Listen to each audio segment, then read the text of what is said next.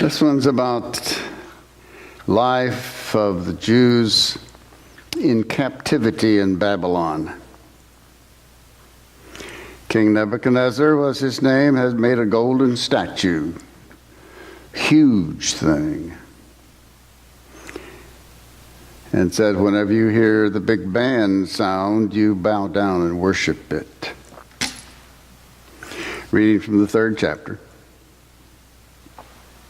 You are commanded, O peoples, nations, and languages, that when you hear the sound of the horn, the pipe, the lyre, the trigon, the harp, the drum, and entire musical ensemble, you are to fall down and worship the golden statue that King Nebuchadnezzar has set up. Whoever does not fall down and worship shall immediately be thrown into a furnace of blazing fire.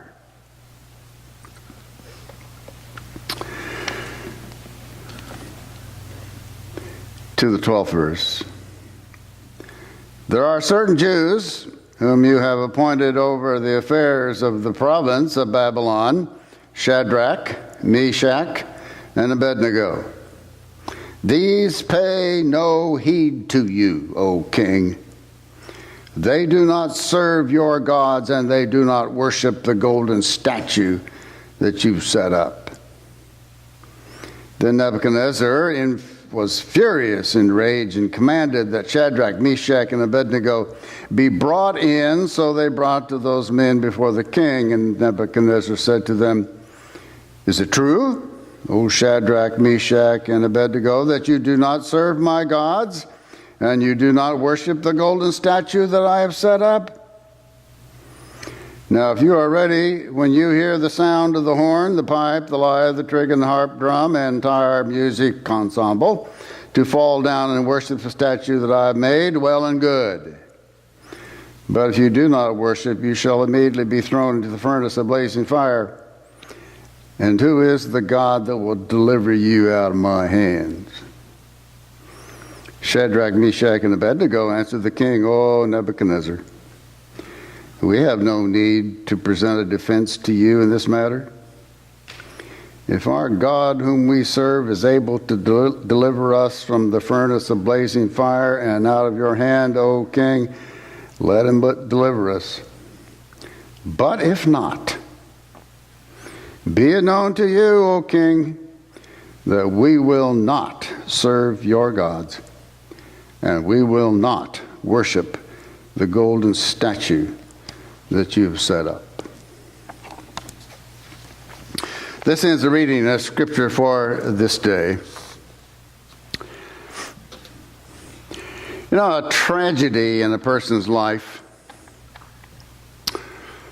at times breaks people, and they never recover. Or at least they never really get beyond it the rest of their lives.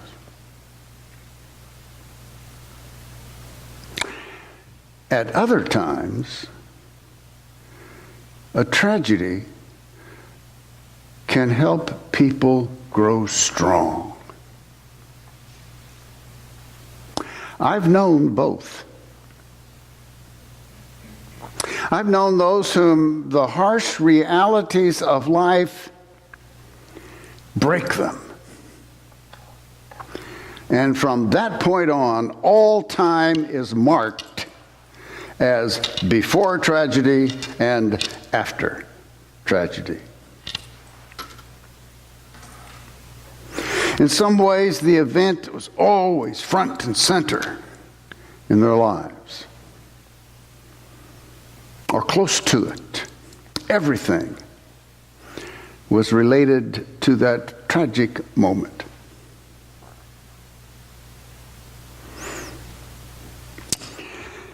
Those who were made strong somehow learned that life and love are still possible. It's okay to go ahead and laugh. It's okay to enjoy a day, an outing, friends. It's okay to have the experience of, oh my gosh, I haven't thought of that tragic event for a week. And move on. They seem to be able to look backwards and learn from it, see its positives and its negatives. There's a couple in a church in Muskogee, Oklahoma, where my grandparents, my maternal grandparents, lived. A couple received the news of the death of their son in World War II, and they never recovered. Stopped attending worship, removed themselves from the fellowship of the church, and life was always that moment.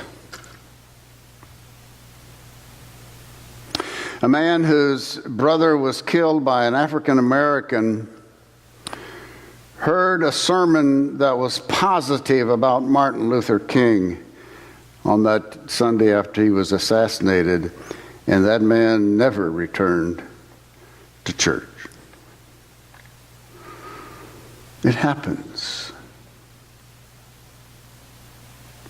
On the other hand, there are those who are strong and lively and loving beyond a tragedy. I think I mentioned to you once my friend Tom Llewellyn, who was the one frozen at the hips so that his life was a 90-degree angle. His body was a 90-degree angle. And all of us kids enjoyed horse rides on his back at church. I can tell you about a woman by the name of Marge Morgan, who was a junior high age youth sponsor in Tonkawa, Oklahoma, the place where I went to high school. My father says, junior high age, the minds begin to run backwards. I don't know if that's true or not, but I love them. Marge Morgan's husband was killed in an automobile accident, where the other car in the accident was driven by one of the elders of the same church. Marge hardly missed a beat in loving her junior high kids. You've read about Corrie ten Boom, I'm sure, some time ago, her story as a survivor of concentration camps and my magnificent life lived. What we call in Greenfield now Talitha Kum House. Have you heard of the Talitha Kum House? Talitha Kum is biblical word, means little girl arise. It was started out of the tragedy of a woman who lost her life to drugs, and the house is dedicated to women who are attempting to become clean, and they need a safe place to do that. What makes the difference between make or break? Well, quite frankly, I don't know all the reasons. It's a very complex human reaction, but I think the following is important. One is a basic belief about the goodness of life. That's the message of the creation story in Genesis. Don't get so wrapped up in it, is it scientific, is it this, is it that, but pay attention to its point, and that is God looked at it and said, it's good. It's really good.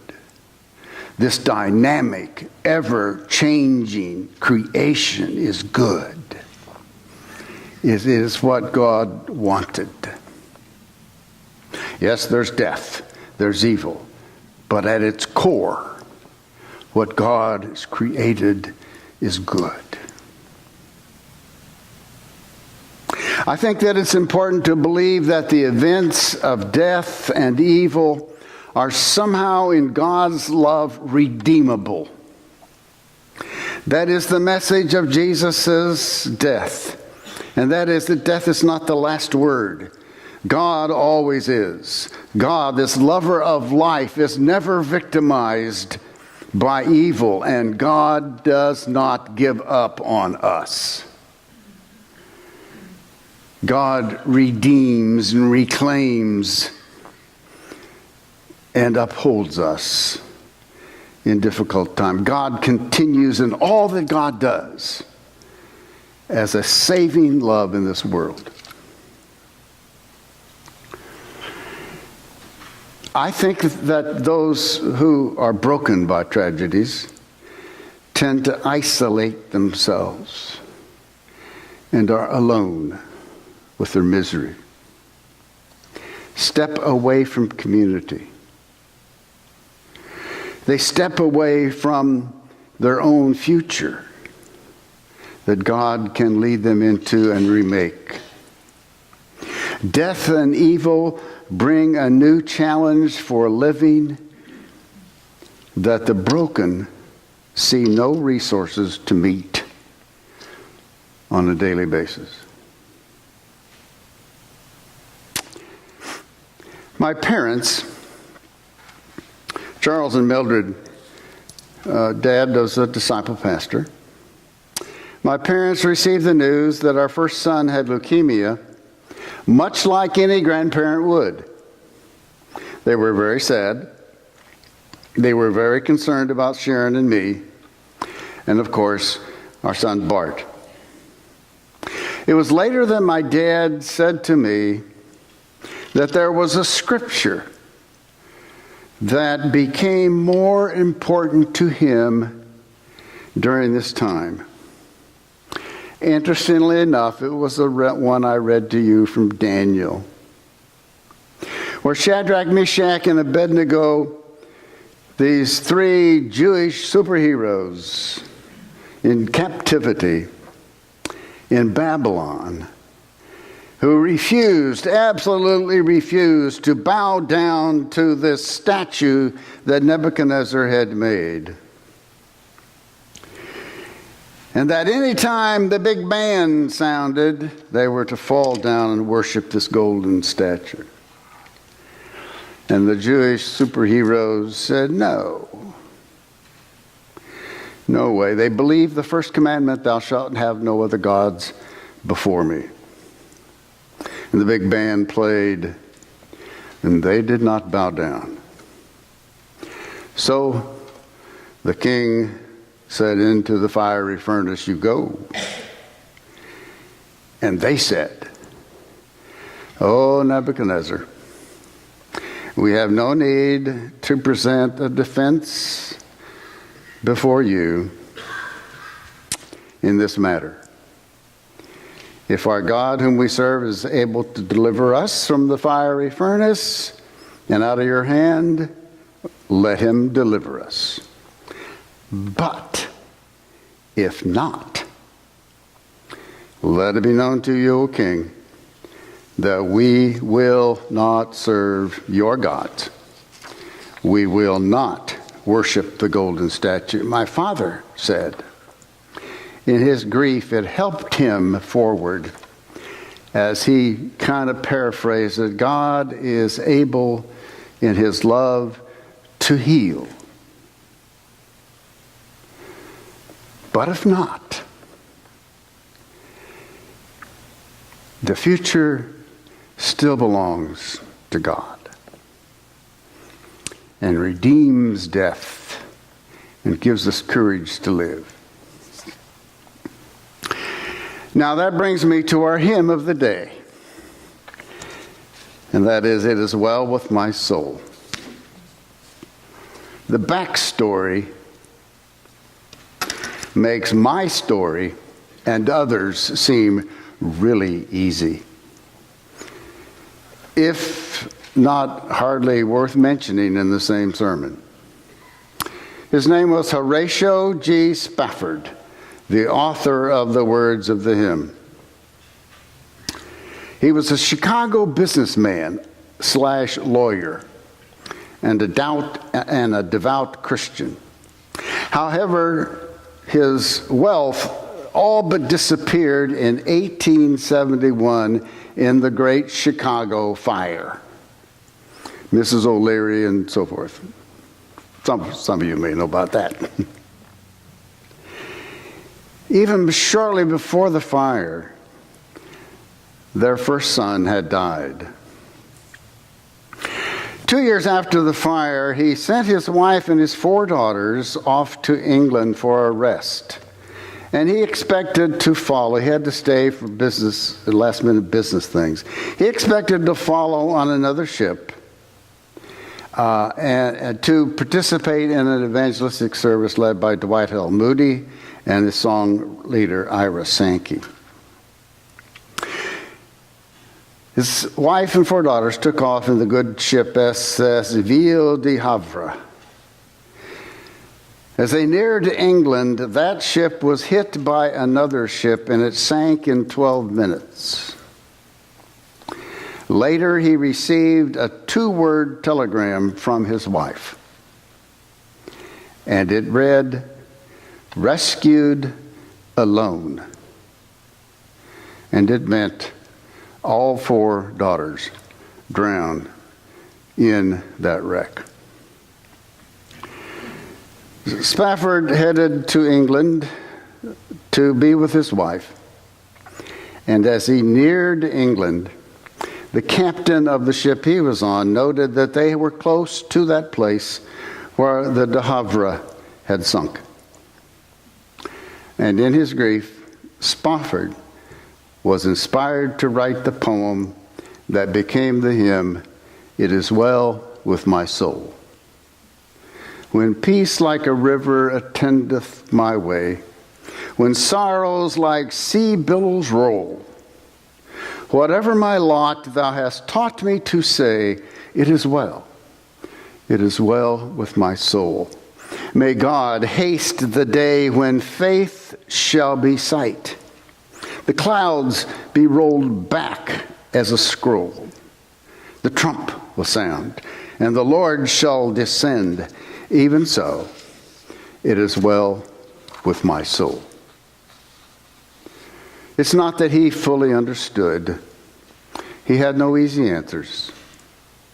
He simply was left with God, and that gave him comfort. That word comfort has the same root as the word fortify. Similar words. And that is what the comfort of God does. It fortifies us to accept a new assignment for living and face the future with hope, to face the past with forgiveness and that mixture of sadness and joy, all for the purpose of freeing our energy to love in this present day. That is, we are free from tomorrow's anxiety. We are free from yesterday's evil or disaster or whatever it is. But we are free for living in this world as God's loving people. And may it be so with you. Amen.